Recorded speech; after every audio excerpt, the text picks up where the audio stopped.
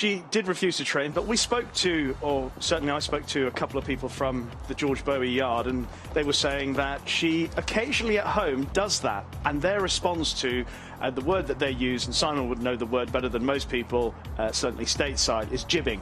Yep. When she jibs, they just let her do what she wants. That's refusing to do what they would like her to do.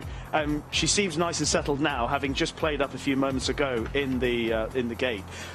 But she's so experienced now. She's had so many runs this season.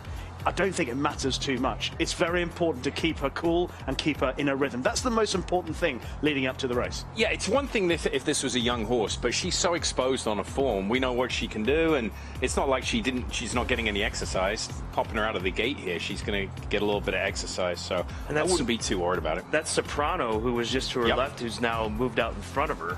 Yeah, Soprano, obviously, she runs, surprisingly for some people, considering what trip she's been running over. She runs in the filly and mare turf. She has to prove her stamina for that race, and obviously you guys would have seen her run last time out. She's got plenty of ability. She's improving. But the question mark about her remains whether or not she is absolutely at her best over the mile in 3 when we've seen her best form so far over a mile. We talked about Billy Loughnane when we had the opportunity to see him ride at Keeneland in the Queen Elizabeth II Challenge Cup. Put into your words what Billy has done at this point in time and the expectations that have been placed on this young man.